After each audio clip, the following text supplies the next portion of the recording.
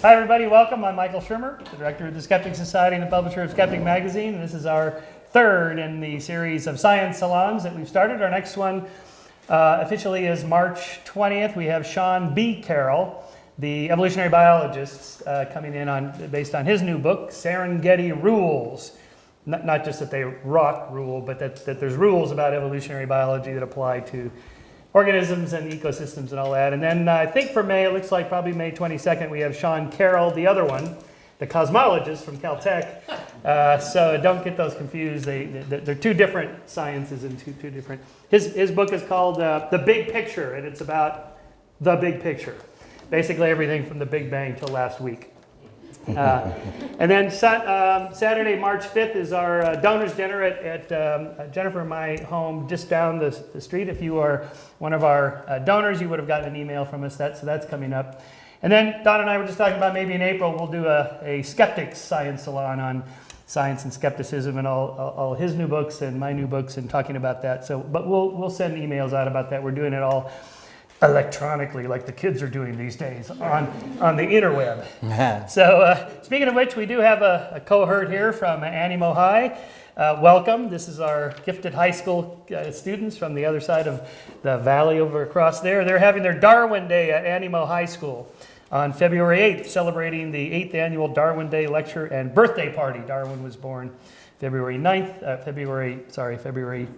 1809. Same day as Abraham Lincoln, and same year, right? And same year, yeah, that's right. Yeah, literally the same day. It could have been astrologically very meaningful, but we don't believe in astrology, so.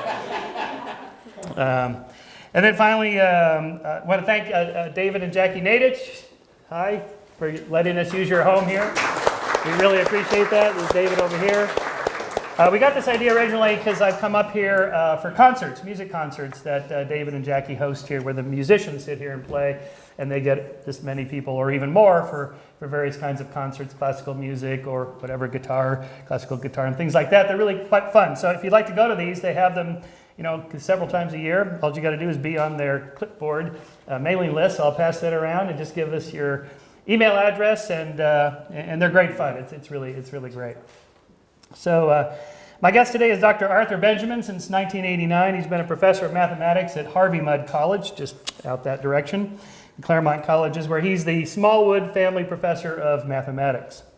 He earned his Bachelor of Science degree with the highest honors at Carnegie Mellon. Then he went on for his master's and PhD at Johns Hopkins University in 1989. His PhD dissertation was titled Turnpike Structures for Optimal Maneuvers, which I was going to do, but then he got there before me. Gotta be first. Yeah, so darn it. Turnpike you didn't design that freeway over-ramp down there, did you? I know, I take no responsibility for that one. So he's appeared in 3 TED Talks, the first in 2005, demonstrating a lot of what you'll see here today. The second was on a plea for improved math education, which we'll also discuss in our opening remarks here. And then the third, in 2013, the Fibonacci series. I don't know if there's anybody that's done more than 3 TED Talks. That may be the record. So that's pretty cool, except I did 3, so there is that. But my third one is only 5 minutes. He's appeared on numerous television programs, including The Colbert Report. So I want to ask you about that. Featured in New York Times, People Magazine, USA Today, and Scientific American. He'll tell you about his teaching company courses. He's done 4 of those. And among his many honors and awards are American Backgammon Tour Player of the Year, so we want to talk about that. Don't challenge him in anything that involves luck and money. Because it isn't all luck. He's a fellow of the Institute for Combinatorics and its applications. He was designated America's Best Math Whiz by Reader's Digest in 2005. He won the Beckenbach Book Prize for Proofs That Really Count. And he was selected by the Princeton Review as one of the best 300 professors of 2012. So let's just start just by a little bit. So the program today, we'll just talk for maybe 10 or 15 minutes about Art's background and how he got into all this stuff, and then math education, what we can do to improve it here. And then I'll just turn it over and he'll do his show for you. It's great fun, participate, and then we'll do Q&A, and you can ask him that. So first of all, tell us a little bit about your background. Your parents, were they scientists, mathematicians? How did you get this inspiration? Let's see, I grew up in Cleveland, Ohio, and My parents were, they were college educated. My father was an accountant by day and a community theater actor and director by night. It's the one thing my brother and sister and I have in common. We grew up in a very theatrical family. We've all been on the stage in one form or another. And my mother was a French major in college and was really most of her life very math phobic. She claimed she used to have some math ability, but when I was born, she lost it all. And my mother went on to get her master's in special education because she had this very, very hyperactive child, namely me. And at a time when they didn't really understand hyperactivity too well, they put me on Valium for really? From about age 4 to about age 13. I took my daily doses of Valium. Wow. Which I'm sure slowed me down physically. And you're not on that now. No. Okay. I've stayed off of any kind of medication like that ever since. But so you were what they call ADHD today, or whatever. Yeah, ADHD. Actually, what I have is something called ADOS, which stands for Attention Deficit Shiny. Any ADOSers in the audience? Yeah, we'll talk about it. Easily distracted. Easily distracted. But I'm pretty good at concentrating in bursts when I need to, and that's some of what you'll see me do later. Is with the mental calculation, is sort of getting doing a lot in a short amount of time. Is there something about genius, creativity, the spark of new ideas or this kind of thing related to this idea that you can transition quickly between focus of attention or something like that? Have you given much thought to that? I haven't given too much thought to that. First of all, I don't think ADHD is in any way a handicap or a liability. I think it's just something you live with. It's just like, your mind goes off on tangents a lot, but I think that can be an asset. Yeah, right? absolutely. So, it's almost like a label for the energetic boys in the class or girls in the class sure. that in previous decades they didn't know what to do with, and so they put a label on it. But it's really just a spectrum of cognitive style. Yeah, it can be distracting. It could mean that I sometimes have trouble focusing in a conversation, and because my mind goes off to other places. Okay, we're in Altadena, and this is the science salon. So, how about your teachers? Anybody? Let me say, I was because of my hyperactivity, and I was climbing the walls. I was rocking in my chair while the teacher's trying to teach stuff, and maybe I was bored. Maybe I figured it out soon enough, and wanted the attention to shift to me or something, but I was kicked out of several nursery schools, and was warned not. My parents were warned not to try to put me in public school. They said he does not have the attention span. And they said, well, yes, but he knows how to read, in his pre-kindergarten, so we think he's capable of learning. And luckily, they ignored that advice. And just as luckily, I had a very, very patient kindergarten and first grade teacher who really easily could have said, get this kid out of our classroom. He demands too much of our attention and resources. And so I do owe a great, in fact, even in my book, I thank my kindergarten and first grade teacher there, because I think my life could have gone a very different path had I been funneled into what was then called special education. In fact, a couple years ago, I was back home in Cleveland, and they were still around. They were in their 80s, and I took them out to Applebee's and treated them to dinner and thanked them so much for what they did for me. So nice. I think that's important. And with that theater background, you are something of a performer, and you've been like this for how long? When did you get interested in magic and performing before people? So I've loved math for as long as I can remember. Just for as long as my mother can remember. I just liked playing with numbers. I liked doing problems in lots of different ways. But independent of that, maybe in the same category of I just like to show off and get attention, like many kids, I picked up magic, but I didn't unlike most kids, I did not outgrow it. I kept with it, and was apparently good enough at it that it brought me a certain amount of positive social attention. Which, when you're a nerdy math kid, being able to do something that people say, "Oh, that's pretty cool," you say, "Wow, great. Well, then I'll just practice more and I'll learn more tricks," and eventually it almost went overkill, right? I mean, You went through your Doug Henning stage? oh sure. Oh, Doug Henning I watched all his television specials. But it reached a point. I can remember by the time I finished high school, I couldn't leave the house without a deck of cards in my pocket just in case the pharmacist wanted to see a card trick, And so when I started, but it was.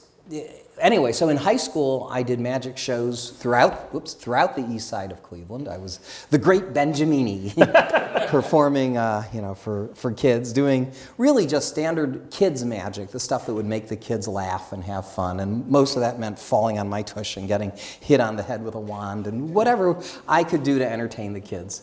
And then as I started getting shows for invitations to perform for older audiences, my father said, "Well, why don't you bring some of that math stuff into it?" Because he thought that was pretty impressive. And I was starting to do an area of magic called mentalism, right? That's magic of the mind, where you pretend to have ESP and predict the future. And my dad said, I think this math stuff's more impressive than that fake mind reading stuff anyway. Why don't you put some of that into the show? And to my surprise, it got the best reaction of the show.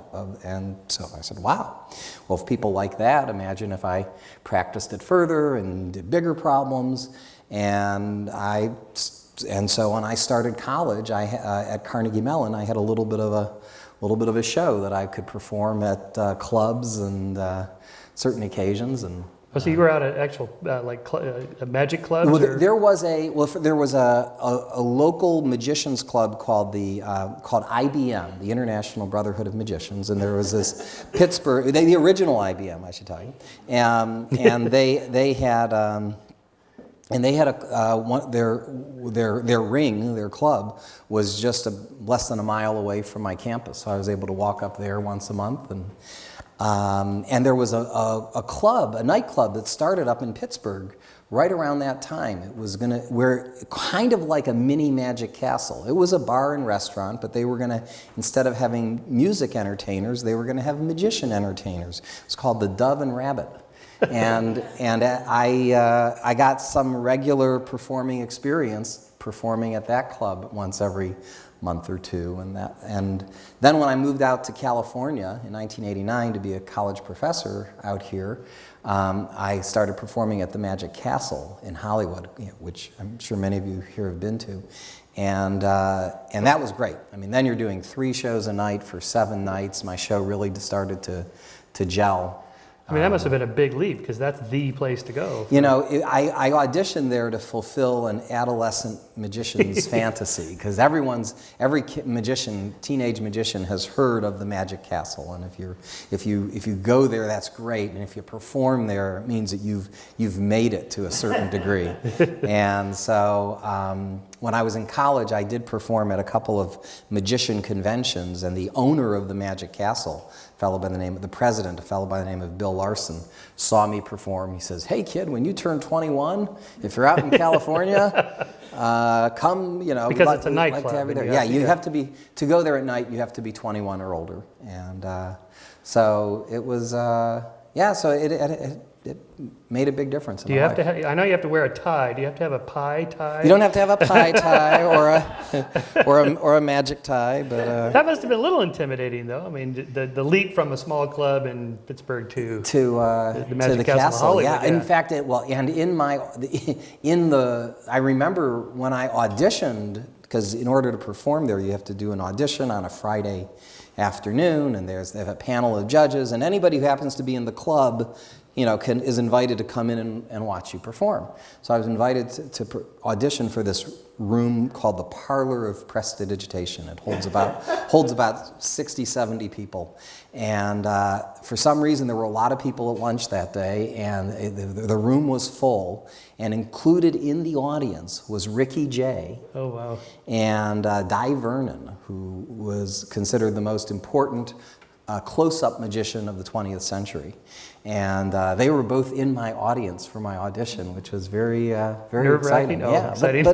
Well, I found it But exciting. no one does quite what you do with the mathematical magic. So well, at least I had that advantage in that it wasn't like I was going to try and do card tricks in front of the professor of all magicians of the 20th century, but at least I knew by then that the magic that I performed, the mathematical lightning calculations, was not something that anyone else in the country was really doing. And because at least by then, if there had been somebody, I would have known about it by then. So we met in, I think, 88, 87? 89. 89. Because I I started to teach at Harvey Mudd the fall of 89. That's right. And the summer of 89, I appeared on a television show with James Randi, probably a name familiar to most of you, and who I had met at a magician's convention in Pittsburgh. I was really planning on putting the magic a little bit behind me, actually, but because it was so socially, it became almost a crutch. But here there was this magician's convention, and one of the headliners was a guy named Harry Lorraine, who was a great sleight of hand magician and memory expert. And then the following year, they had this international convention that happened to be in Pittsburgh, and Randy was there. And so somebody said, "Randy, you got to meet this guy. You got to see this guy." So I nervously show him some of my stuff, and I was nervous for him because what I had read about Randy was he was a real, curmudgeon skeptic. You can't do that, And so he looked at me and he decided to, he said, "I know how this can be faked. You could have a hidden microphone, or maybe it's a trick calculator that's programmed to give the answers you want, or something like that." But then he asked me some logic questions as a way of testing my intelligence. He said, "If this guy could really do what he's doing, he'd probably have to be pretty smart. So let me see if I think he's pretty smart." And he decided I was smart enough that I was probably legit. And then I said, "No, really, let me show you how I do it." And I explained every little thing. And he said, "Okay, enough. I agree." But anyway, he got very excited because Randy had done, in that decade was all about exposing fraudulent psychics, especially going after Uri Geller. He was all about, you can't do that, you can't. And he saw me as somebody that he wanted to show as an alternative, as somebody who can. He says, we should not be spending our time, focusing on this paranormal mumbo jumbo that has no scientific basis. Let's instead focus our attention on things that we really can do, with just it looks practice. Miraculous. It looks, science and mathematics is amazing enough as it is. It doesn't need extraterrestrials to become more amazing than it already is. Right. And so he got me on this television show he did. That's what I saw. Back in 89. Secrets of the Psychics or something like that. Exploring Psychic Powers Live, hosted by Randy and Uri Geller. The only time I think they had been on the same stage together. And I have in my garage maybe the only picture of the two of them together. I'm in between. Being, some 28-year-old kid, I said, "Hey, guys, come here. I want to get a picture of both of you." Randy later said he wished I hadn't. So, but if you ever want, I'll send you a copy. Okay.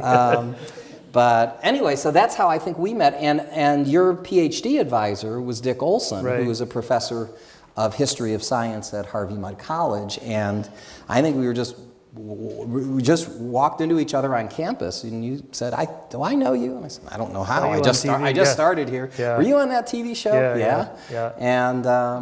And Michael had written a book on teacher-child science and was looking for someone to help out on a book on teacher-child math, and that's how it began. And the rest has been history. I think you and I have shaped each other's lives, I think, in some pretty big ways. So what other what was it like doing Colbert? Terrifying. First word, terrifying. First of all, I mean, I've been interviewed many, many times, but, I get some of the same kinds of questions most of the time. Now, this is exciting because we've got so much time that you could ask about anything that I don't normally get to talk about. There you get 6 minutes. Yeah, but Colbert, and it's not a normal interview. You play the straight man, the punching bag to his lines, and you just try and make your points, and that's sort of the gimmick of that show. And so I didn't know what he was going to ask. All I wanted to do was I just wanted to survive the interview without making any math mistakes and without really utterly making a fool of myself in other ways. So I was glad I did it. I was glad when I finished it. The producers said it went really well. They could see having me on again. And I just didn't know what I would do again. But now, if his new show is that would be great to be on that. I'd love to be on that if this spring. So my publisher is trying to make that happen. So. Yep. My first time on, he said, says here you're the publisher of Skeptic Magazine. I doubt it.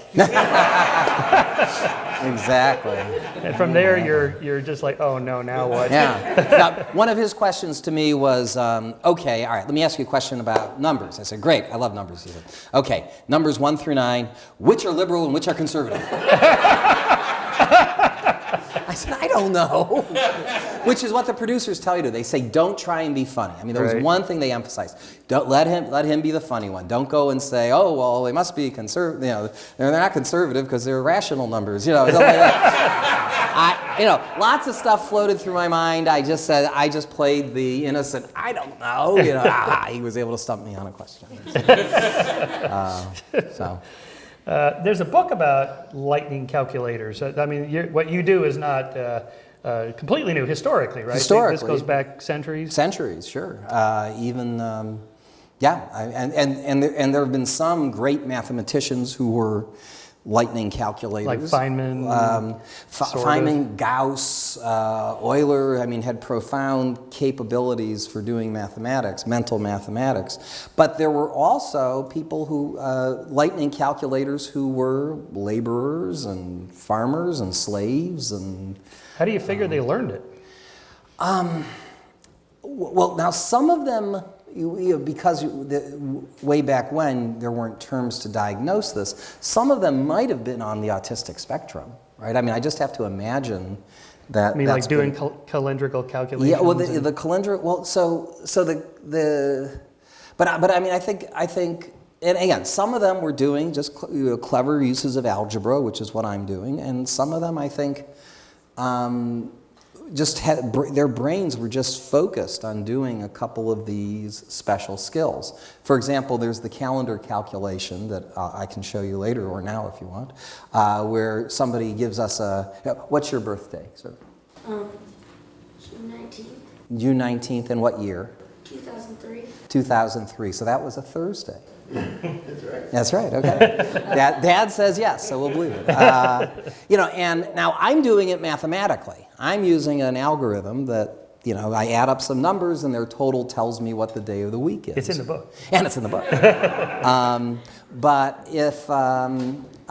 I think the calendar is also has a regular pattern, and if you just sort of ponder the calendars, just sort of look at it and study it, you might actually see the pattern without having a mathematical formula for it.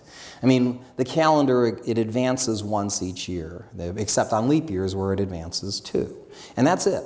And there are only 14 possible calendars out there because there are 7 days of the week that the year could start on, and it's either a leap year or it's not. So there are only 14 calendars. So I think some of these calculators were able to remember what type of calendar it was for that year, and then when you give a birth date, they could picture like what they it could is. almost see it. They could almost see it. Like a Rain Man kind of Yeah, thing. yeah. But yeah. you're not a Rain Man. No, definitely not. You're an excellent driver. Yeah. Excellent. So there is something about that, though. But I can't remember if I actually heard this or remember you telling me this, but that somebody saying, oh, look, here's a book about these people. There's a lot of people that do what you do.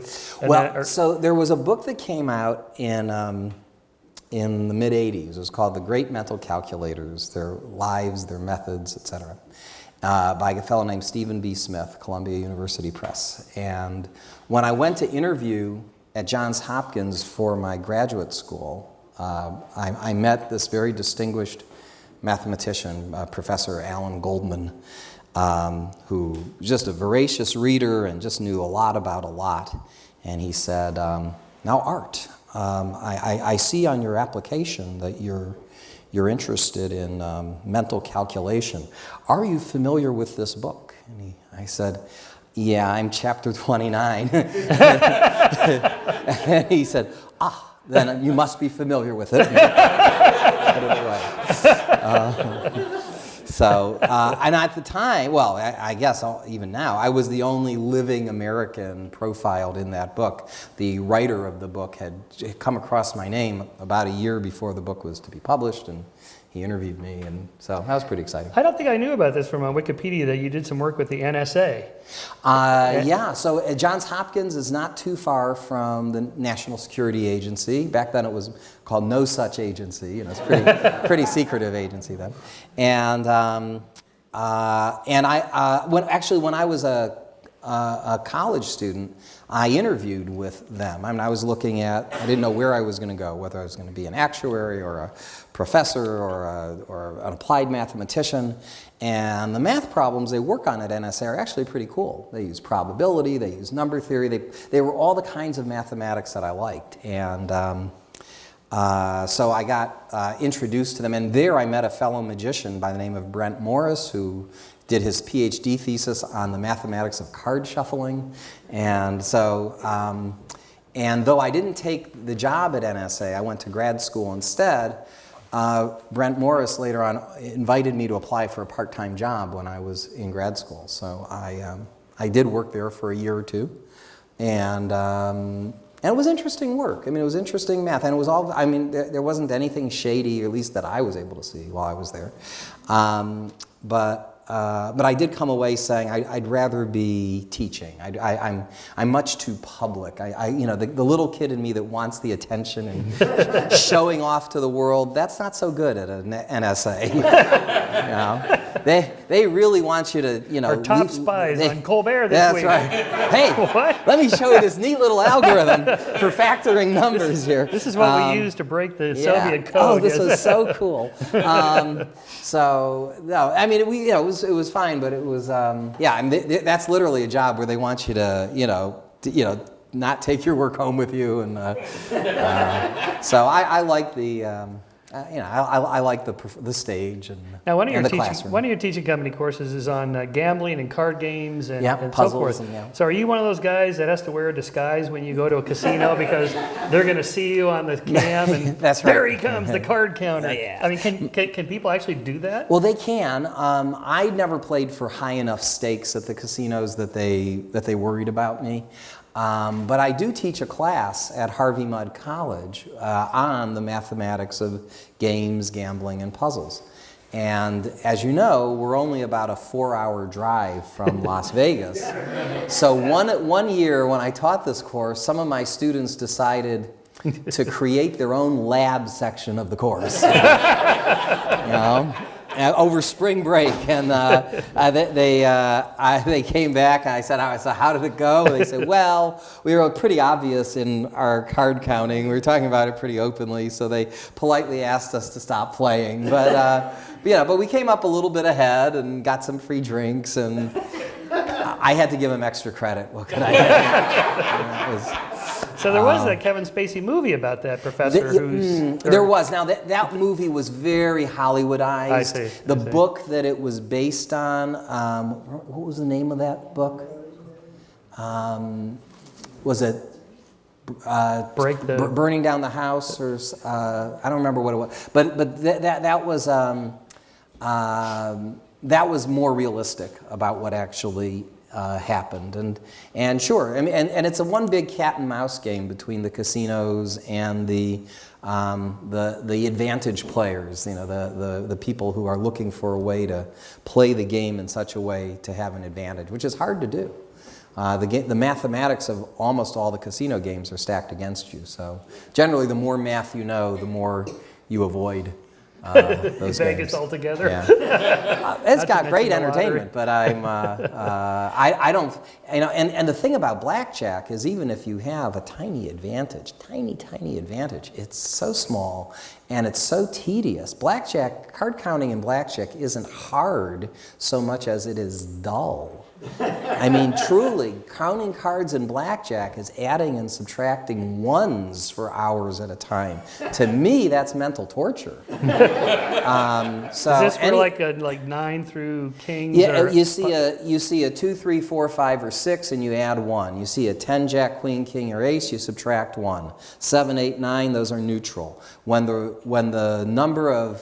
that count becomes positive enough, when there's enough high cards left in the deck relative to the size of the remaining deck, then you should bet more because you have a little bit of an advantage. So if you can be betting a lot when the deck is good and betting very little when the deck is bad, then you can, on balance, have a small edge. But anyone I know who has the mental stamina to keep adding for ones at a time, for hours at a time, they can make much more money in much more interesting ways. They could write computer code, for example.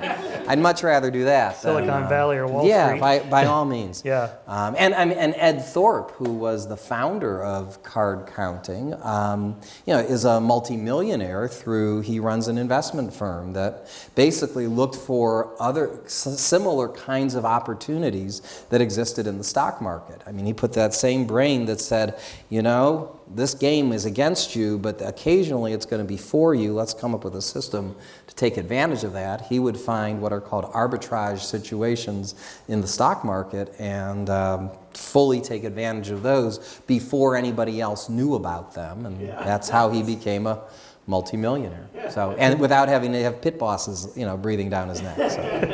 A little bit like Moneyball in sports. Yeah. If all the other teams know about it and are doing it, then you lose your advantage Right. of doing that, right? Because they're all going to bid on the lower priced players that can do certain things, and then that drives the price up, and there goes the Moneyball game. Which is why, to be really successful in anything, you need to have that creative idea. It's not enough to just learn and rote master what everybody else has done.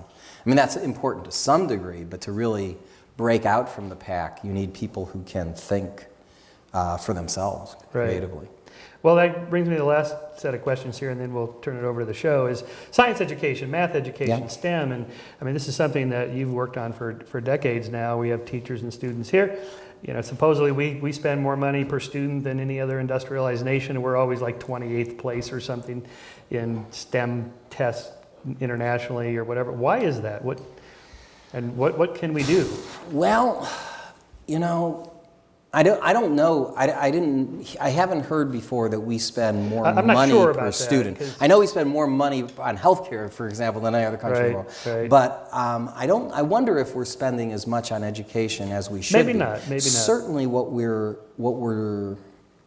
mean, there are a lot of things that can be done to improve our situation, but one of them that I don't think gets a whole lot of attention is who we are hiring to do our teaching. That if you look at just one of these years, I would like us to take these international tests and have not just the students take the tests, but let's have the teachers take the test as well.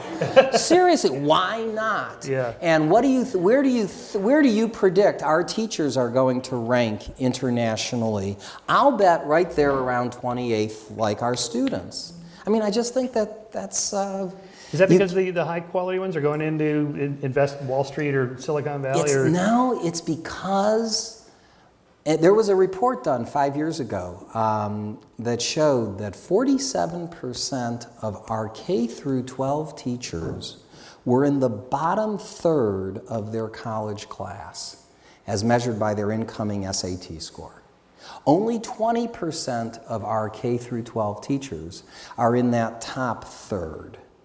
When you look at the countries that are kicking our butts on these international tests, you look at South Korea, Singapore, Finland, and such places like that, you'll find that 100% of their teachers are from that top third group. I mean, it seems obvious that if you want smart kids, you want to have teachers who themselves were superstar students, but we don't recruit from we need teachers who, and we have to make the teaching profession a valued, respected profession, and we just don't do that in this country. We are not willing to pay for it.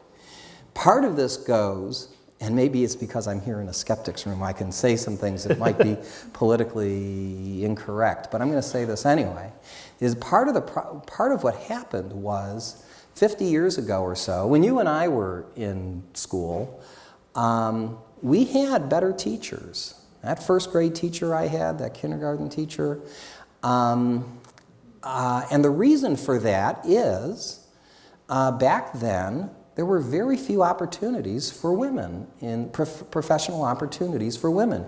Your best and brightest women became teachers and nurses, right? You know, and maybe those that were a little less talented became secretaries. And that was what we, and so our country got very used to getting a very high quality of teacher for a very low payment. It was women's work. It was second income. We didn't have to pay a whole lot. Well, then come the 70s and the 80s, and now your best and brightest women, and this is a wonderful thing, they become doctors and lawyers and CEOs, and we didn't recognize that if we wanted to maintain that same level of quality of getting these A students as our teachers, that we were going to have to step up our game and pay more money, pay more respect, better working conditions. We didn't. We didn't pay our nurses any better either, and we see what's happened there too. So, I mean, not to say there aren't some great teachers out there now. There are, of course, but we recruit from the middle, not from the top. And I think if I had one wish for how to fix our education system, is let's let math be considered a specialty subject. Just like physical education, you don't let any teacher teach PE to your students. And whoever's doing it has probably been a lifelong jock, and probably whoever's teaching them music, if your school has a music program, has been a music lover all their life. But the person who's teaching them math may very well be math-phobic.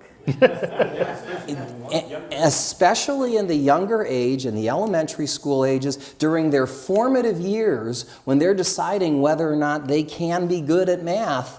Now they're learning from a teacher that is scared of math, or was, and those people who are strong at math, the students we have here, are often discouraged from entering the teaching profession. They say, no, you can make more money elsewhere. Go and be an engineer, be a computer scientist, go to work for Wall Street.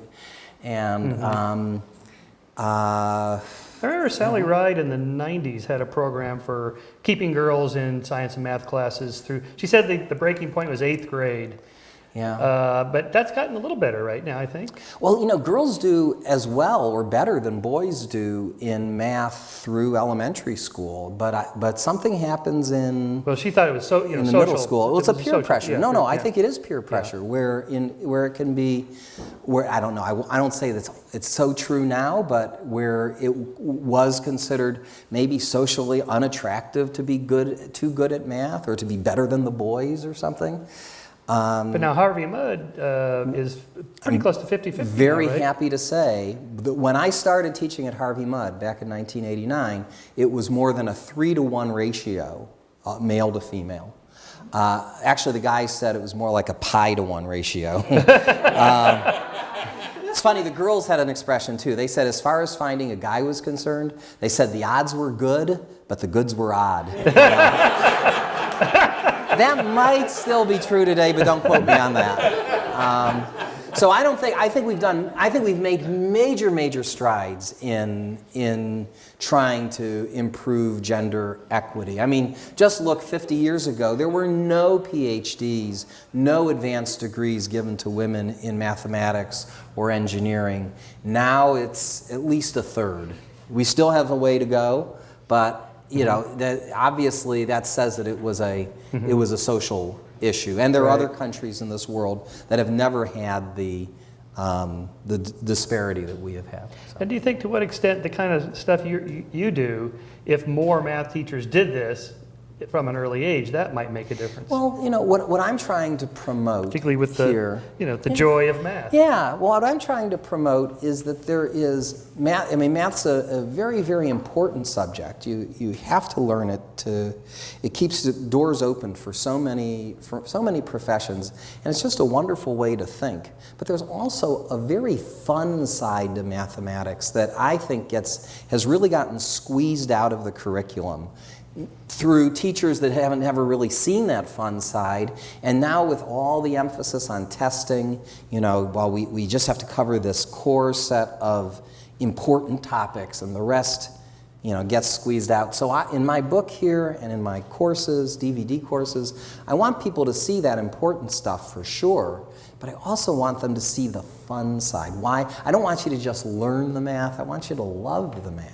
And most people don't fall in love with math by getting really good at long division or factoring polynomials. I mean, you know, some people take a little pride in, oh, this is easy for me, look how well I can do it. But it's, you know, I wrote a book that I thought that Martin Gardner, if he were to have written a textbook for middle school through high school, would have written. Let's get the people excited about math. I use magic sprinkled throughout the course so that people can, because when you see a magic trick, your reaction is, how'd you do that? You know, you're intrigued. You want to know why. And that's the same reaction that a math teacher is going for. We want to hook the audience to say, wow, that's great. How did you do that? Why? What's going on here? So, well, I'm going to turn it over to you and let you show us what you're talking about in action here. And in the meantime, tell us a little bit about your book. By the way, we do present you with an engraved bottle of I love the magic this. of mathematics. I love this. Look at this. Thank you. Dina, can I give it to you? Come. And it's your opportunity to get on camera, too. So this is my wife, Dina. Hi, Dina.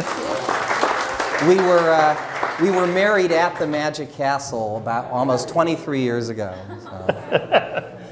So, and afterwards, there's plenty of that magical wine for everybody, except for you kids.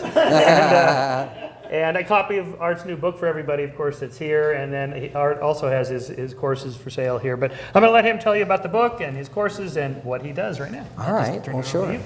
Well, I'll tell you what. I mean, I'm very flexible. I can do this in any way you want. But what I thought I would do is I would start with essentially the show that I do at the Magic Castle. And then, unlike the Magic Castle, where I just sort of take my bow and good night, I'll let you ask me questions about anything at all. Okay, so now, by any chance, did anyone bring with them a calculator? If you have a calculator maybe on your phone or something and you're comfortable using it, feel free to bring it out. Normally I bring people up on stage, but since we're such an intimate group, I'll just let people help out from their seats. Who'd like to help out with their calculator? Raise your hand. I just need a few people. Okay, we have one, and how about one other person? Oh, two. Okay, so we got two people here. All right, so let's first test to make sure that the calculators are working properly. Would someone give us a two-digit number, please? 23. 23. And another two-digit number, sir. 47. Multiply 23 times 47. Make sure you get 1,081 exactly, or the calculators aren't working. Are the calculators working? Good. Now, I noticed that took some of us a little time to get the answer. I'll give you a shortcut for multiplying faster. Now, there's something called the square of a number, which many of you know is taking a number and multiplying it by itself. For instance, 5 squared would be 25. 6 squared would be 36. 73 squared would be something bigger, right? Now, most of your calculators have little shortcuts for squaring. I see you found them. So what I'm going to try and do is to square in my head some two-digit numbers faster than they can do on their calculators, even using the shortcut method. So how about, give me a two-digit number, you square it, a two-digit number, and you square it. So a two-digit, 95. 95 squared is 9,025. Yes, good. And another one. 87. 87 is 7,569, correct? All right, let's ramp it up. These are just two-digit numbers. Let's do three-digit numbers. Give us a three-digit number. Either of my judges can check it out on their calculator. Just say it's right if I get it right. A three-digit number. 738. 738 is 544,644. That's right. How about another three-digit number? 843. 843 is that. That's a hard one. 710,649. Yes. Good. One more three-digit number. 785. Is 616,225. I'll show you how I do that later. All right, let's take it up a level. Let's try a four-digit number. I won't beat the calculator, but I will try to get it right. Okay, you want to give me a four-digit number? Go ahead. 1,204. Okay, let me try that one. 1,204 squared would be 1,449,616. Yes. Thank you very much.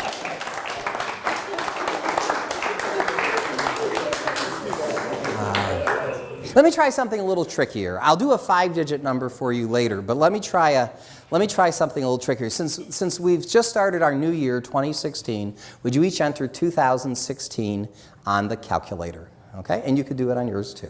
And instead of squaring it this time, I want you to take that number and multiply it by any three-digit number that you'd like.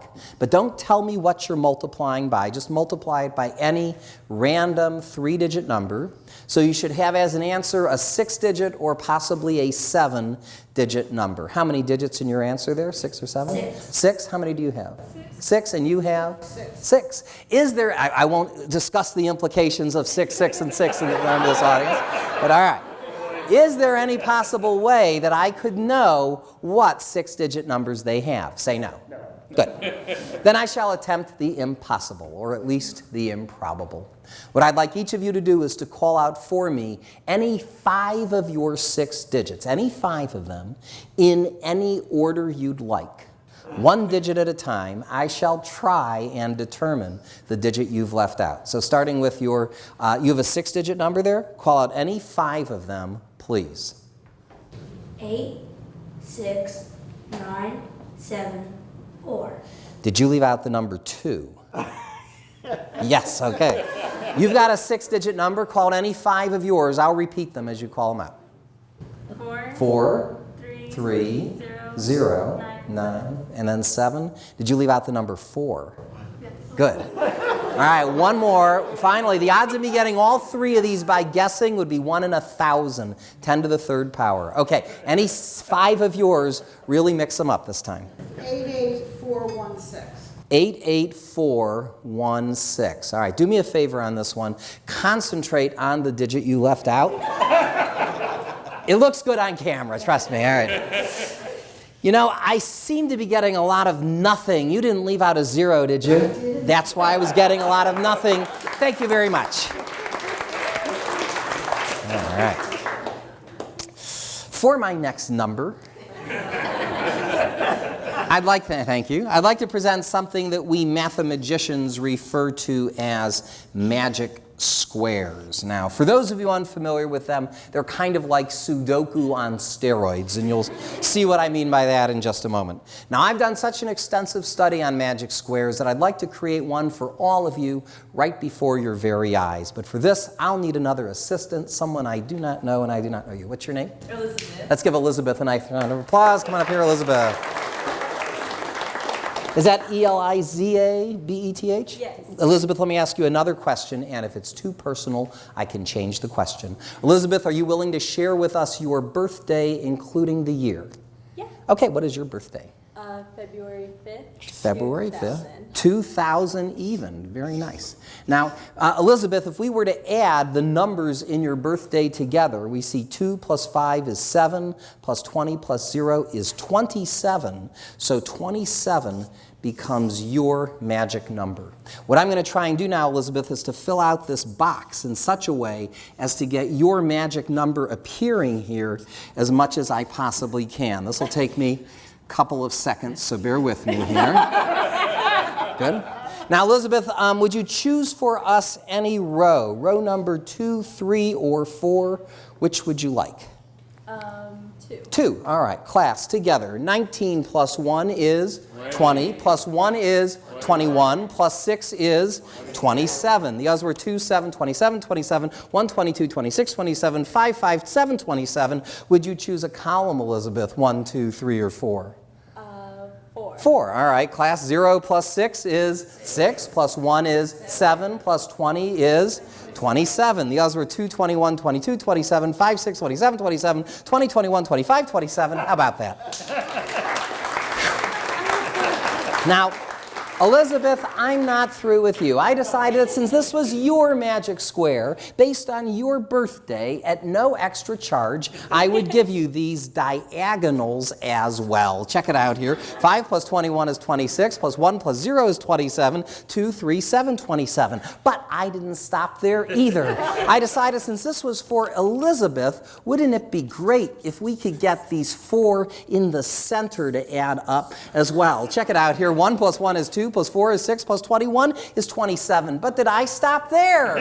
No, Elizabeth, you may have noticed I put a little extra attention in that corner. I did that so I could get these 4 squares. 2 plus 5 is 7, plus 1 is 8, plus 19 is 27 to add up. And I figured, heck, as long as we got that group of 4, let's have a party. We may as well get this group of 4, 20, 20, 26, 27, 1, 22, 22, 27, 4, 5, 25, 27. But did I stop there? No, I said Elizabeth wouldn't be happy unless we got this group of 4, this group of 4, this group of 4, this group of 4, this group of 4, this group of 4. Now, I have to apologize, Elizabeth. I was not able to get this group of 4 nor that group of 4 to add up, but I had to do it that way if I was going to get these 4 in the corners. I knew that would be important to you. 2, 2, 22, 27. But wait. Here's the cool part.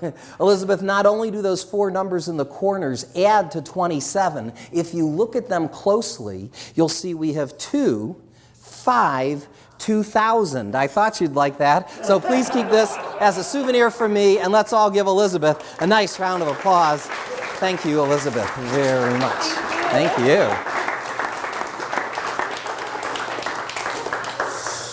Hey, speaking of birthdays, by any chance, does anyone here happen to know, we did this earlier, the day of the week that they were born on? If you think you know your actual birthday, raise your hand. All right, starting with this gentleman here. What year, if I may? 1954. 1954, and what month?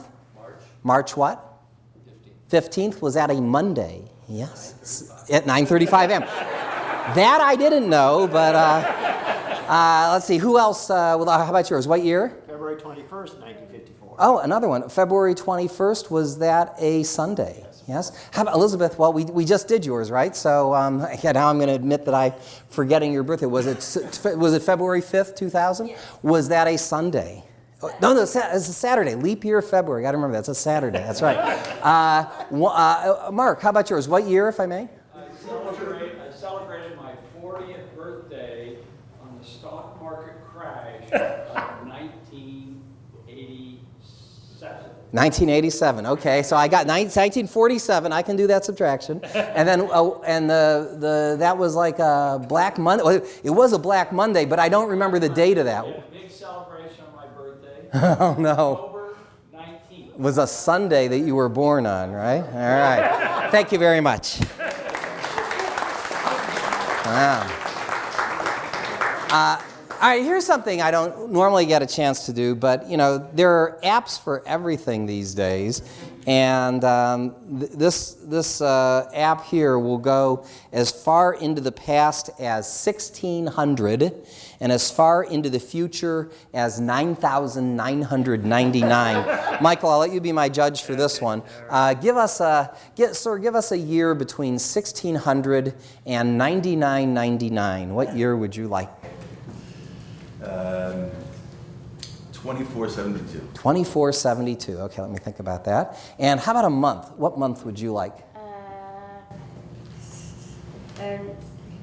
July. July. Okay, July what? 5th. Will that be a Tuesday? Yes. Yes. And it'll be cloudy, I think, you know. Thank you very much. All right. So, anyway, as a professor of mathematics, I wouldn't be doing my job if I didn't take questions from my class. So what would you like to know? For the next 15 minutes or so, I'm at your disposal. Mark, what would you like to know? Yeah, I know in economics, because mathematics has kind of taken over economics, they don't teach the history of economics anymore, hardly at all. There's no history of thought courses.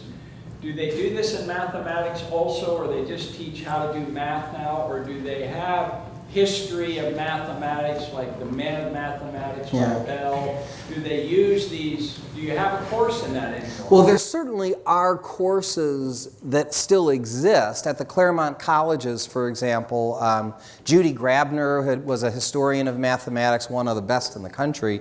She's recently retired, but there's another professor of the history of mathematics. So I would say most large colleges and universities will have somebody whose emphasis is on the history of mathematics, but it's not a required part of the major. You know, our students can take that either for math credit or for history credit, but we don't require our students to know the history. But I think knowing the history is valuable. It explains a lot as to why you use the notation you use, why you use the language you do, what were the problems that this mathematics was designed to solve. You know, here was something, maybe all of you know this already, but I was just reading in a book on trigonometry last week. You know how in mathematics we measure our angles this way. So this is angle theta. We're measuring it from the x-axis this way. And this is called quadrant 1, and this is called quadrant 2, quadrant 3, quadrant 4. Why in that order? And it all has to do with the sun rising in the east and sinking in the west. And so when the ancients were interested in following the trajectory of the sun, that was the perceived order. Of course, they assumed that we were the center of the universe and the sun was going around us, but that's how it looked. And it's for that reason that our angles are measured positively from here, and why this is called the first quadrant, and the second, and the third, and the fourth. So that was just something that I learned literally a week ago in a book, a very well-written book on trigonometry that talked about history. And say, oh, okay, so now that makes more sense, you know. Yeah. Yes? Some of us are high school teachers, science and math, and this is also a question for any students. Students come in with a real aversion to math. They hate it. They come into where? Into high school. I don't know, okay. Middle school. So Where does the hating begin? I'd hate to think that it comes right at first grade, but I think that hatred has to be acquired and taught and learned. And that goes back to my earlier point, right? I mean, I had my older daughter had a math class a couple years ago in algebra 2, where I swore the teacher's goal was to get them to hate mathematics as much as possible. I mean, graph these 30 cubic polynomials is torture even for someone that likes math. I mean, it's like, what? And it's not even an important skill. You could type the cubic polynomial into your Google engine and it'll show you the graph like that. So the math, it's not even a skill that, I mean, when I was in high school, we didn't have the software and the search engines that would do it instantly. But for heaven's sake, there's better things that you could be, I mean, I want you to know what a graph of a function looks like and the general shape of a cubic. But I mean, if I'm going to make you spend hours of your time doing something that is really rather tedious, it's not even like a clever shortcut that'll give it to you. I mean, that's why it's so important that we get teachers who love the mathematics. They'd never subject their students to that. And they'd know that it wasn't even that important a skill that was going to be important to do later. But if you're just following the book or somebody, you know, some dictated curriculum, well, you do what this must be important, so let's make sure they really learn it. But anyway, is there more to the question? But that's, you know, where does this come from? And I think some of it is that we're not having fun with the subject. It would be as if we were, I mean, I don't know anybody who doesn't like music, right? But imagine we taught music in schools like we teach math, right? Right? What would we be doing? We'd be saying, well, to be a composer, you're going to have to learn how to write your notes properly. So we're going to spend hours a day teaching you how to write your quarter notes and the dotted half notes, and and we're going to teach you how to understand scales and how to transpose. And yeah, some people do have to learn that, but you'd be graduating people who says, I hate music, right? It's tedious, it's boring, and we're not even going to show you the fun, and maybe we're only going to show you one kind of music, maybe it's classical, maybe it's opera, because, and you might say, well, I don't like this kind of music. Well, then you might decide you don't like music at all, and if you were never exposed to jazz or rock or show tunes or whatever, there's something in there that you're going to connect with, and, so we should learn from music and teach math a little bit more like that. I wish we'd give our students a little more choice in the high school as to the kind of math to take. Because it's not all about getting to calculus, which is unfortunately where our curriculum has been stuck for the last 50 years. Yeah? How much of that do you think is tied in, the curriculum is tied in the requirements of the testing that needs to be done? Well, why do we have all this testing? It's because we have doubts about the quality of the instruction that's going on. The testing is as much to show accountability for the teachers, and I think if we had better teachers that we knew their stuff, we wouldn't feel the need to test. We don't make our surgeons, I mean, we don't do the same type of test. I mean, you have to stay current, but we have our own way. Doctors can teach future doctors in their own way. No surgeons left behind. No surgeons. You got But the tests really do focus, the math tests at least, focus on the arcane and a lot of the. What do the tests focus on? They focus on things that could be measured by a test, right? What's the expression? If you can't measure what you value, then you value what you measure, right? And so that's sort of why we have this emphasis on calculation, which is the least important part of mathematics today, because computers do that so well. I mean, yes, you have to have good number sense. I'm all for good number sense, believe me. But it's hard to test logic and clear thinking and good writing. So we make it multiple choice tests where you circle an answer. And yes, sir. Have you ever checked the not capacity, but the limits of your mental calculations? Well, so the question was, what are the limits of my mental calculations? In my stage show, the largest I perform is squaring a 5-digit number, and I'll show you if you want. sometimes I'll go so far as to multiply 2 different 5-digit numbers if I'm feeling up for it. If the first 5-digit number looks friendly enough, I'll ask for a, and then, that's right, yeah. Something with lots of zeros in it. But when I was in college, I worked with a professor of psychology, cognitive psychology, named William Chase.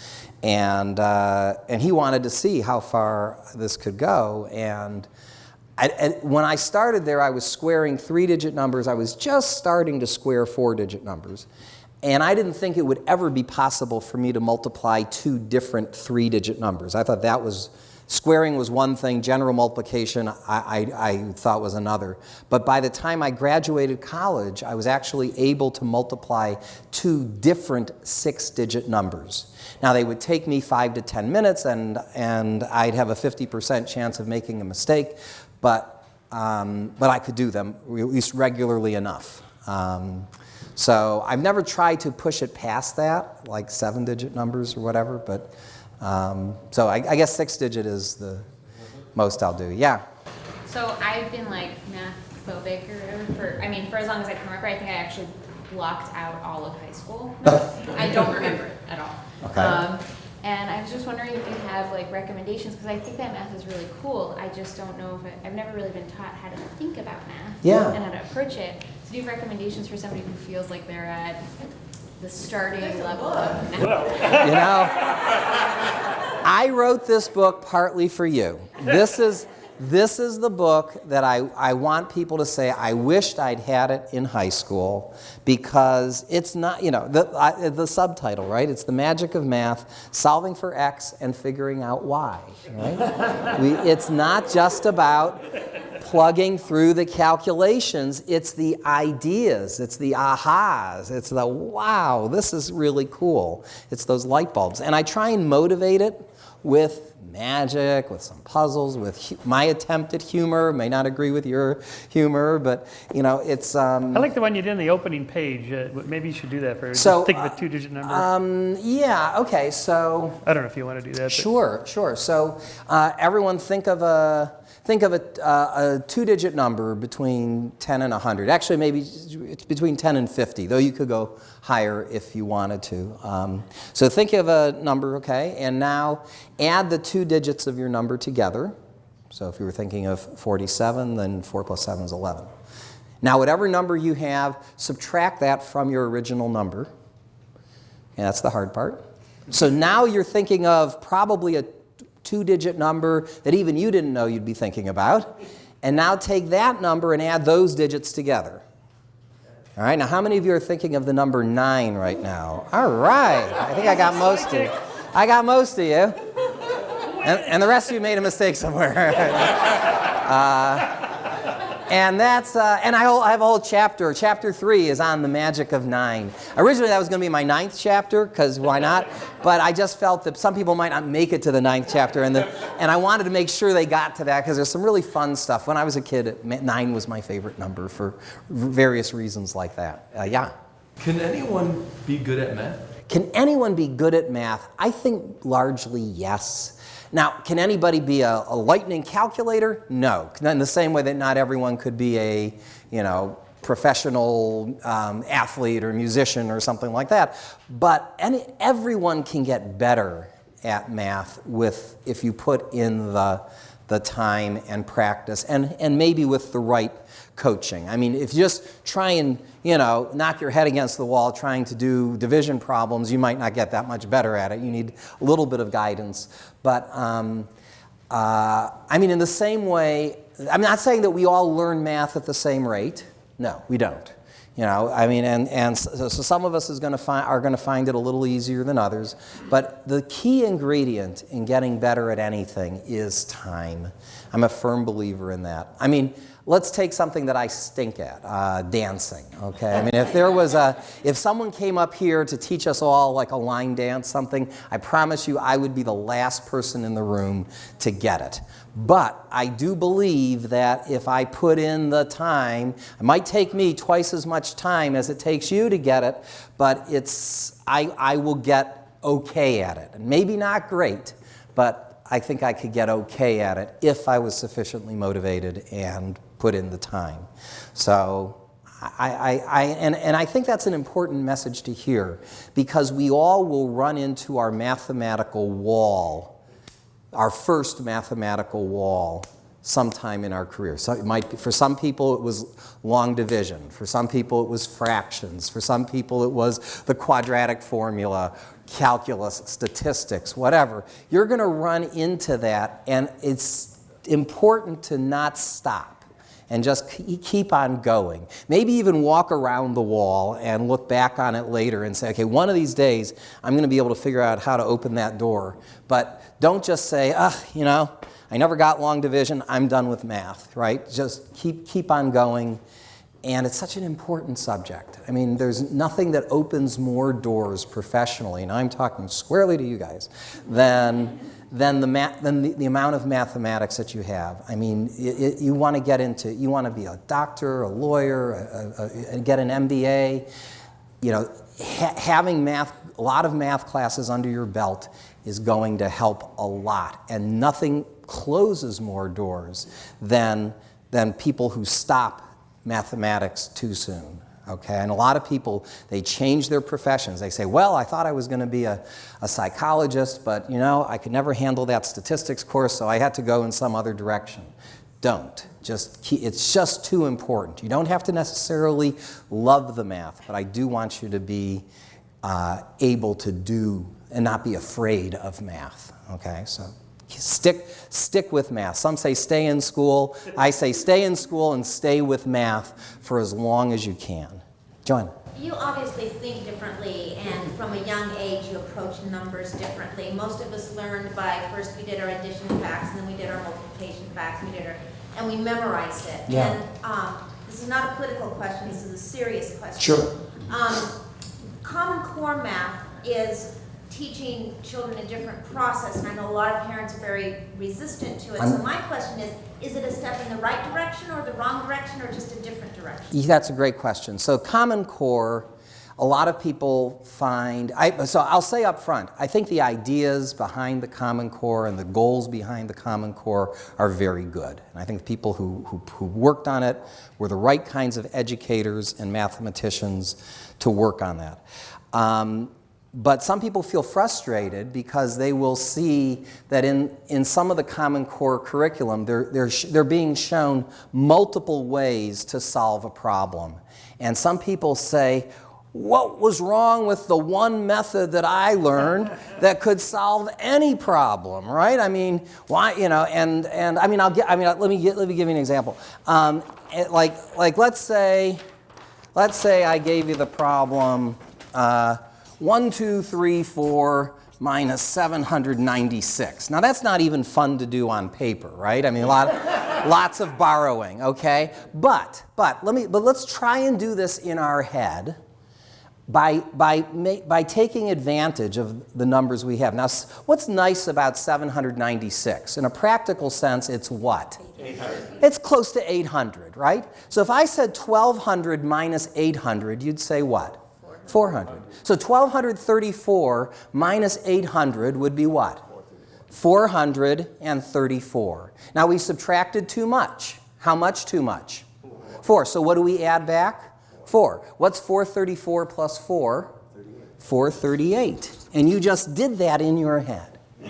Now, should you do all problems this way? No. Should you do 35 minus 21 this way? No. But is it good to have multiple avenues for problem solving, to have a toolkit with lots of tools in your kit instead of just one? Yes, I think it's good to have lots of tools in your toolkit. And the goal of Common Core, I would say the goal of education, is to make our students to be confident, versatile problem solvers. And that sometimes means learning more than one way to solve a problem. And sure, some parents could say, I've never seen this method before, and you start feeling very scared. But I think it's a good thing. When you can solve a problem in more than one way, it gives you perspective, it gives you dimension, you can see the problem in 3D all of a sudden, and you just become a better problem solver.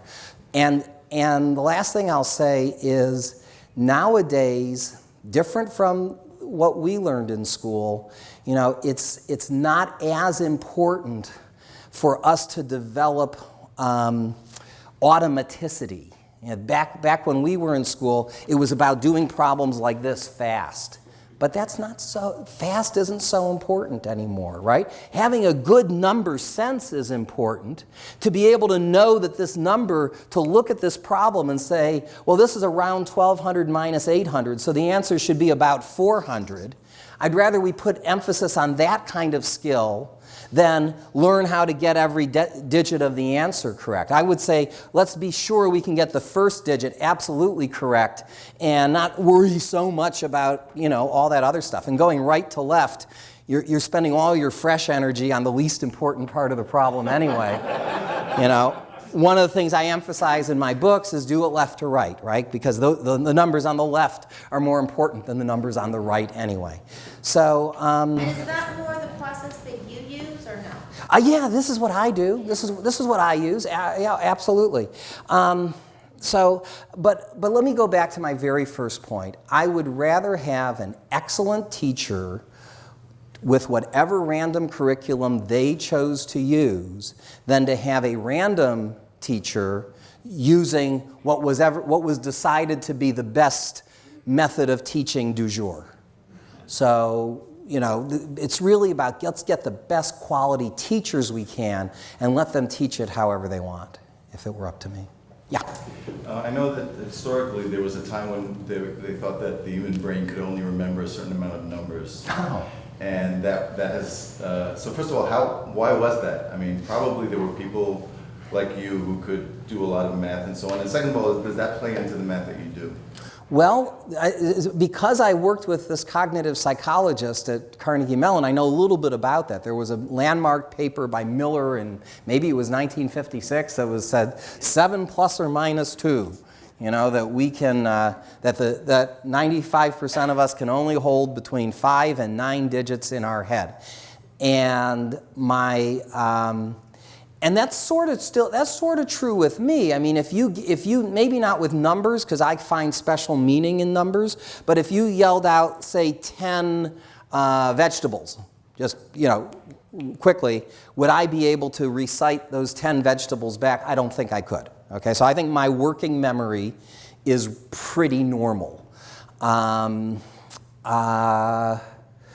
said, this same professor that I worked with, Bill Chase, he had 2 students. They were psychology majors, they were long-distance runners, and they had developed a method for increasing their digit span to almost 100 digits. And what they were doing was that they were grouping the numbers that were being called out to them into interesting running times. And, you know, like they might see, you know, if let's say, you know, 3, 5, 7, 2 were the first 4 numbers, then they'd say, oh, 357.2 would be a great time to run the mile in. Right? And so for a while they plateaued at about 28 digits because they'd have about 7 times 4 of these. And then somehow they started going up. They practically had these little track meets and these superstructures. And, but that said, when I do my calculations, I can only hold on to about, let's say, 10 digits at a time. And this was what the Professor Chase was interested in studying with me, was how was I able to do problems that would be easy for someone to do on paper, but very hard for people to do in their heads. They said there's just too many digits. How does he do that within the confines of a rather normal working memory? And one of the things that I did, that I use when the memory gets, when the problems get really big, is I use something that I learned in a book that I read in high school. It was called The Memory Book I don't remember who wrote it, though. Not just kidding. By Harry Lorraine and Jerry Lucas. And came in the 70s. Basketball player, right? Smart guy. But this system's been in the English language for over 200 years. It's called the major system. If you search on the word mnemonics and major system, you'll find it. There are even little dictionaries that'll do nice things for you.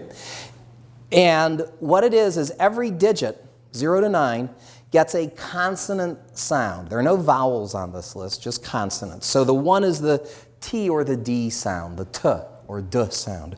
The 2 is the N sound. The 3 is the M sound, and so on. And there are even mnemonics for learning this list, right? Like these are ones that I learned from the memory book, right? A T has 1 downstroke. An N has 2 downstrokes. The M has 3 downstrokes, or the M on its side looks like a 3. 4 ends in the letter R is how to remember that 4 is R.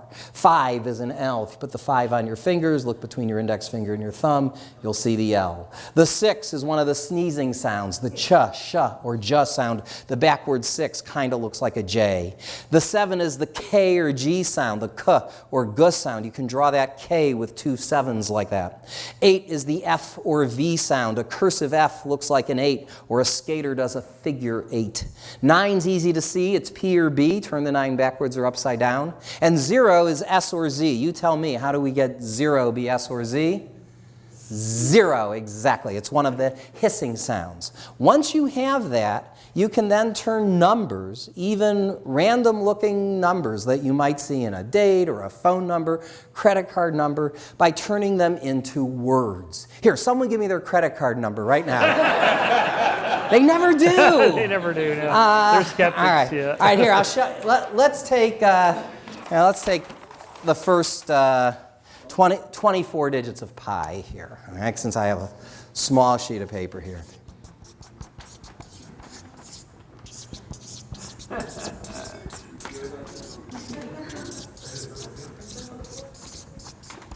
All right, so I could go 100 digits, but here's all I have room for.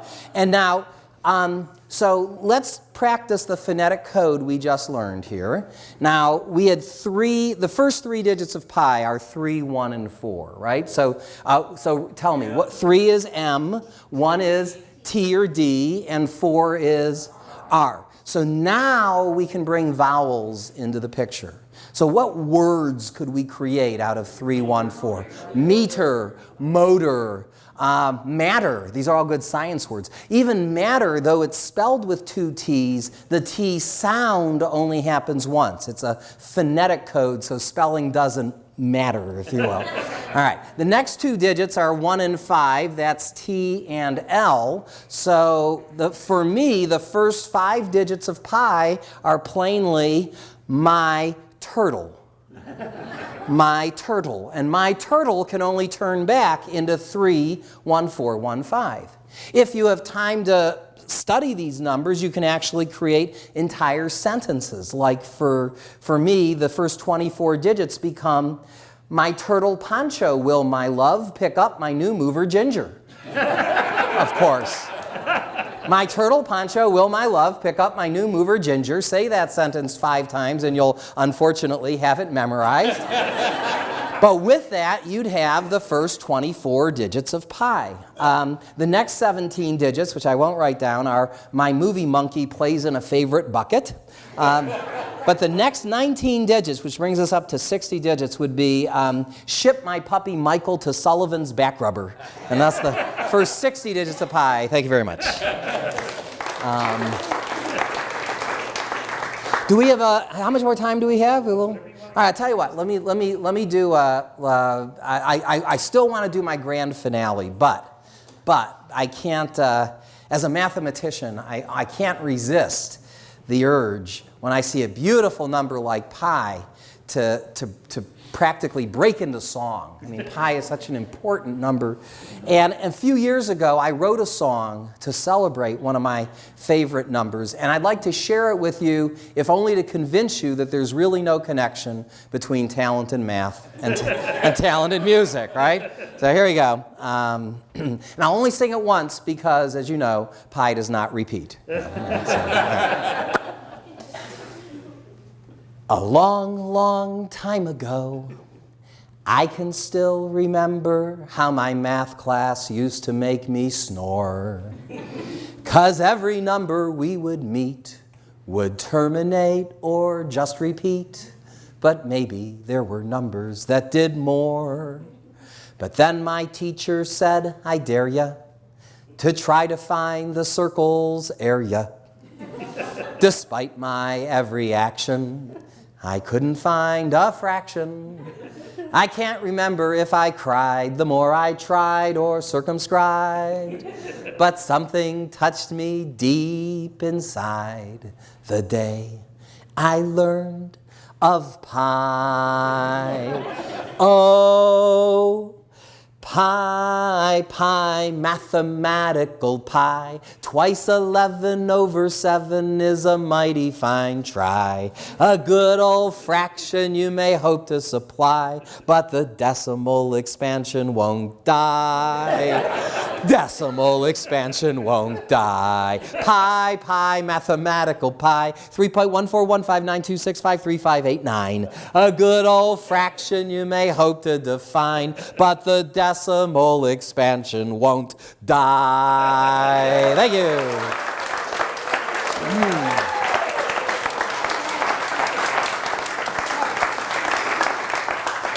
Any other questions besides why am I speaking into a magic marker? The acoustics were just so good, I had to. I was like, wow, this is great sound here. Yeah, one last question, then I'll do my big finale. You're just a regular guy. I think so. Yes, that's my wife. She'll tell you that. Well, I should ask her. Yeah, you really should ask her, but yeah. But you're just a regular guy who happens to have a really unusual, exceptional ability to do one thing really well. Kinda. I mean, what I call this the product of a misspent youth, right? As a kid, I guess when I'd get into a hobby, I would really try and get really good at it. And if I found that I wasn't, I'd go to other hobbies, you know? That's why I don't tap dance or anything. Yeah, so for me, I mean, for when I was in middle school, high school, I was really into chess, and in college, I got super into backgammon. I'm still a very competitive backgammon player. So I don't know. I just like when I learn something, I want to learn all about it, and so I don't know that that's. But I really think that, was I born with anything? Maybe a certain natural interest in numbers and patterns, which then made it easy for me to put in a lot of time and practice because it was fun for me. I think if I wasn't too good at it, I probably wouldn't have been as much fun for me. I wouldn't have put in as much time. But I really think it's, So I don't think I was born with anything that unusual. Except for maybe some hyperactivity. Mark, last question. All right. So Mario Livio, a physicist, has written a number of books on mathematics and physics. Yeah. And his last book was, Is God a Mathematician? And his main point was like the beauty of this background here. Yeah. Mathematics is beautiful and mysterious. Can you give us an example of beautiful mathematics? Beautiful mathematics. Beautiful formula. Well, I can't. I have trouble resisting talking a little bit about my favorite collection of numbers. I mean, pi is certainly a great number, but if my favorite collection of numbers are called the Fibonacci numbers. Let me introduce those to you very briefly. So the Fibonacci numbers are as easy to understand as 1 plus 1, which is 2. Then 1 plus 2 is 3, 2 plus 3 is 5, 3 plus 5 is 8. What would the next Fibonacci number be? 13, and 8 plus 13 is 21. I'm very excited because as we go 21, 34, 55. I turn into a Fibonacci number in March this year. I'm very excited. Thank you. Will you make your next Fibonacci? Will I make, that only, God only knows, that's right. So you could spend your life discovering beautiful patterns among these numbers. In fact, I've written dozens of mathematical papers on the Fibonacci numbers and their extensions. Here, I'll just mention a couple of quickies to you. So, for example, if you like to square numbers, and we all do like to square numbers, right? Look, what happens if I square these Fibonacci numbers? I get 1 squared is 1, 1 squared is 1, 2 squared is 4, 9, 25, 64, and so on. Now, when you add two Fibonacci numbers together, you always get the next Fibonacci number. That's no surprise. But you wouldn't expect anything interesting to happen when you add the squares together. But check this out. If I add the 1 plus 1, I get 2 here. If I add the 1 plus 4, I get 5. If I add the 4 plus 9, I get 13, which was the next Fibonacci number. If I add the 9 plus 25, I get 21, 34, which is 2 later than that. So that's pretty cool. What about, here's another pattern. Suppose you were to add these squares together. So like if I add 1 plus 1, I get 2. And 1 plus 1 plus 4, I get 6. 1, 1, 4, 9 gives us what? 15. Okay, just make sure you're with me. And add 25, we would get 40. All right, and I'll do one more. Add 64, we get 104. Now, these are not Fibonacci numbers, unfortunately, right? 2, 6, 15, 40. But I claim the Fibonacci numbers are buried inside. Can anybody see? Well, the difference is, well, the difference between the red numbers. Well, I'm getting 4, 9, 20. That's just a result of what I did here. So what's special about 6 here? 6 is 2 times 3. 15 is 3 times 5. 40 is 5 times 8. 2, 3, 5, 8. Who do we appreciate? Fibonacci, yeah. That cheer never caught on in high school. If you guys would help me out, I'd really love to see that go places. But and here, let me try and convince you why you get a pattern like this. Okay, so why should the squares of 1, 1, 2, so if square, if I say this squared plus this squared plus this squared plus this squared plus this squared plus this squared. All right, so when I do that, I get 104. I get 8 times 13. And let me try and prove to you why that should work by drawing a picture. In fact, this pad of paper is ideally suited for this proof. Okay, so here we go. I'm going to start with a 1 by 1 square, approximately, and I'm going to attach to it another 1 by 1 square. Together they should form a 1 by 2 rectangle, right? So underneath it, I'm going to put a 2 by 2 square. Next to it, 1 plus 2 is 3. I'll put a 3 by 3 square. Underneath that, I'll put a 5 by 5 square. And finally, next to that, an 8 by 8 square. Okay? Now, I ask you, what is the area of this rectangle? I've just created one giant rectangle, right? And there are two answers. One is I can take the areas of the squares that compose them. Like this has area 1 squared, plus 1 squared, plus 2 squared, plus 3 squared, plus 5 squared, plus 8 squared. That's the area. On the other hand, I've got a giant rectangle. The area of a rectangle is what? Base times height. And the height here is 8. And the base is 8 plus 5, which is the next Fibonacci number, 13. So that's why the sum of the squares of 1, 1, 2, 3, 5, and 8 is 8 times 13. Isn't that cool? Yeah. Thank you very much. Okay, let me wrap things up by doing my grand finale, and I'll gladly answer more questions as I'm signing books. Before I do, my daughter Ariel will be at a table. Ariel, wave your hand there. She is going to be selling my DVD courses. Let me mention them very briefly. I have 4 courses that I've created for the teaching company, the Great Courses. Anybody familiar with them? Many of you? Wonderful courses. I've had the pleasure of creating 4 courses for them. One of them is on the mathematics of secrets of mental math, pretty much a lot of what you've seen me do up here and a lot more. One is on the joy of mathematics, which is middle school and high school level math, everything from algebra to calculus with fun stuff in between. It's like the video version of this book.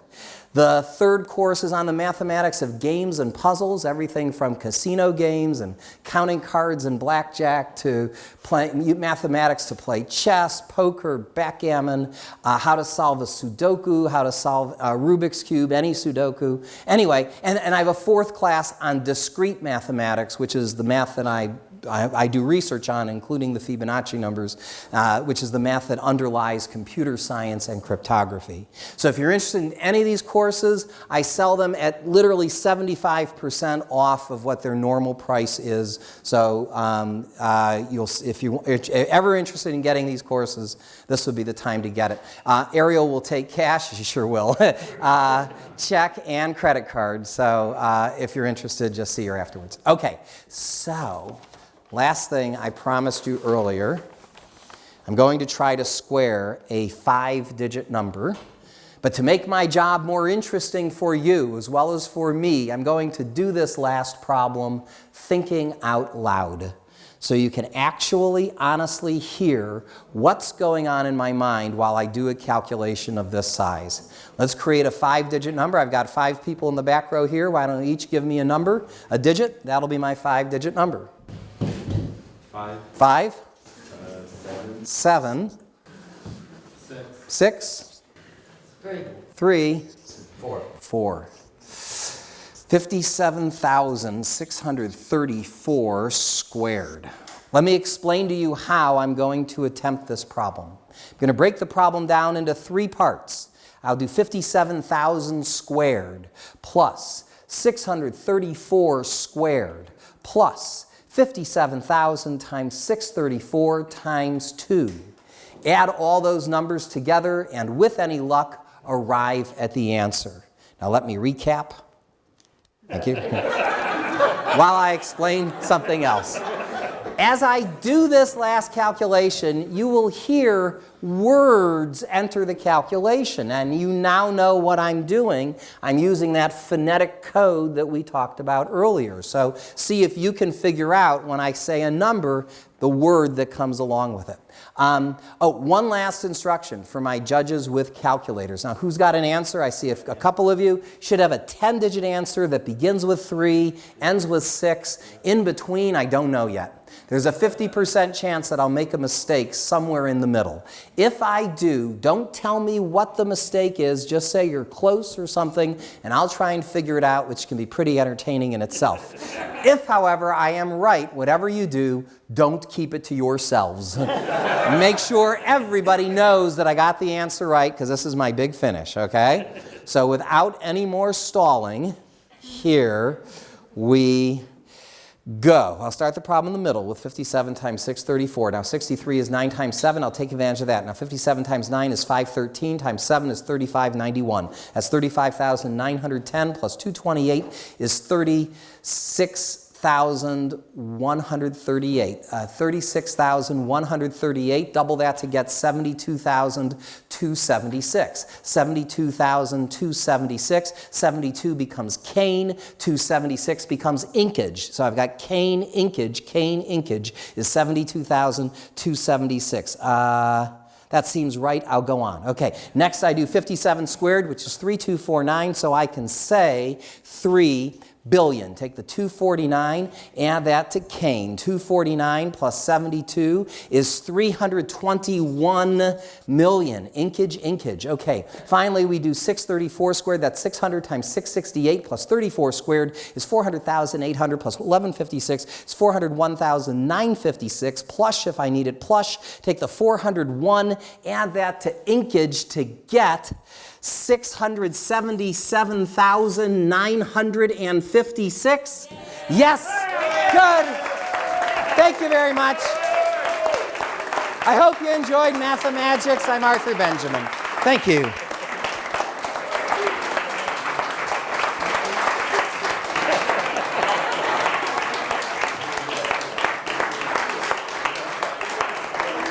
Thank you. I'll see you at the book table.